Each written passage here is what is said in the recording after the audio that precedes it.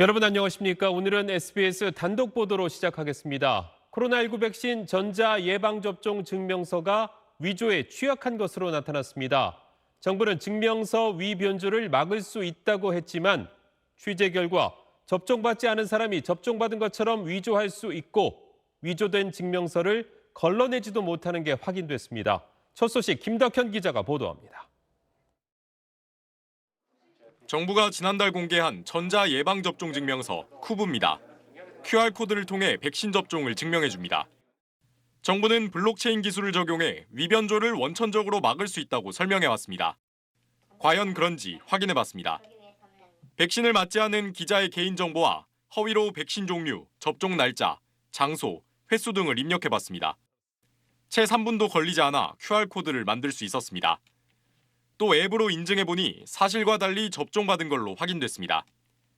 허위로 만든 예방접종 증명서인지 질병관리청이 발급한 증명서인지 시스템이 걸러내지 못한 겁니다. 이 증명서를 발급한 기관이 적법한 기관이라는 것을 증명해줘야 되는데 그 확인하는 과정이 생략돼 있기 때문에 위조된 증명서도 질병관리청에서 발행한 것처럼 오인될 수 있다는 거죠. 문제는 이 증명서가 앞으로 백신 접종자에 대한 여러 방역 완화 조치 때 사용된다는 점입니다. 당장 백신 접종자에 대한 입국 시 격리 면제 제도가 사흘 후 시행되는데 증명서 위조가 가능하다면 방역에 구멍이 뚫릴 수 있습니다. 정부는 SBS의 취재 내용에 대해 위변조 가능성을 인정하고 곧바로 보완책을 마련하겠다며 또 다른 취약점이 있는지도 확인하겠다고 밝혔습니다. SBS 김덕현입니다.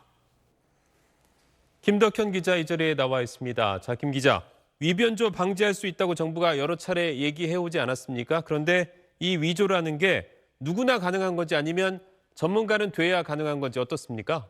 이 내용 우선 어떻게 취재하게 됐는지를 설명해드리면 좋을 것 같은데요. 네. 이 백신 접종 증명 어플리케이션에 허점이 있다는 제보가 들어왔습니다. 네. 제보자는 컴퓨터 분야를 전공한 대학생입니다.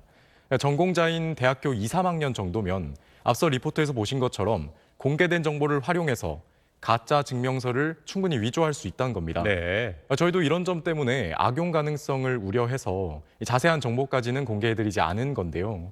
이 증명서라는 건 그 안에 담겨 있는 내용을 증명해준 곳이 어딘지 그 신뢰성이 담보돼야 합니다. 그렇기 때문에 어디서 발급했는지 확인하는 게 필수적이고 가장 중요한 건데 그 부분에서 허점이 확인된 겁니다.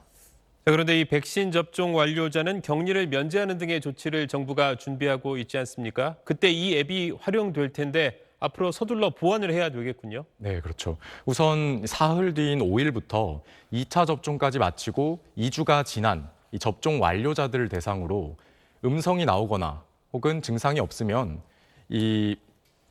입국을 할 때, 그러니까 해외에서 우리나라로 들어올 때, 네. 그리고 확진자와 접촉했을 때 자가격리를 면제해주게 됩니다.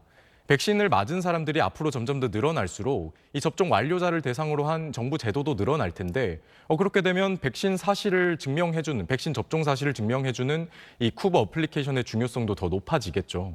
본격적인 제도가 시행되기 전에 이런 부분들이 확인된 건 정말 다행인 건데요. 현장의 혼란, 또 악용 가능성 같은 것들을 막기 위해서는 주무부처인 질병관리청에서 이 어플리케이션에 어떤 허점이 있는지 신속하게 파악하고 보완할 필요가 있습니다. 네, 김 기자 잘 들었습니다.